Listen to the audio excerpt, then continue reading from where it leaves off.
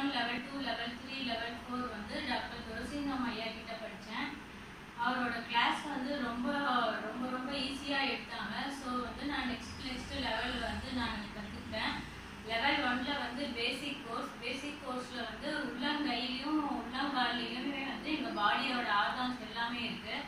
So அதில் வந்து எங்களுக்கு ஒரு எமர்ஜென்சிங்கும் போது நாங்களே வந்து அந்த உள்ளங்கையிலையோ உள்ளங்கால்லையோ வந்து அந்த பாயிண்ட்ஸை ப்ரெஸ் பண்ணுறது மூலியமாகவும் இல்லை வந்து சீட்ஸ் வைக்கிறது மூலியமாகவும் நாங்கள் வந்து அந்த பெயினை வந்து இமீடியட்டாக ரிலீஃப் பண்ண முடியும்.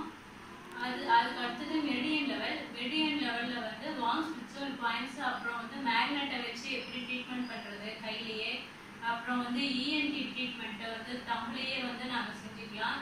நெக்ஸ்ட்டு வந்து அந்த இஎன்டி ட்ரீட்மெண்ட்லாம் வந்து எங்களுக்கு நாங்களே செஞ்சுக்கிற அளவுக்கு சார் வந்து அவ்வளோ சூப்பராக சொல்லி கொடுத்தாங்க. அப்புறம் எண்டோக்ரைன் கிளான்ஸும் எல்லாமே வந்து அந்த தம்ப்லேயே வந்தது. அது எல்லாமே அவ்வளோ நல்லா ஈஸியாக புரிகிற மாதிரி சார் வந்து நல்லா மெதுவாக வந்து நல்லா கிளாஸ் சொல்லி கொடுத்தாங்க.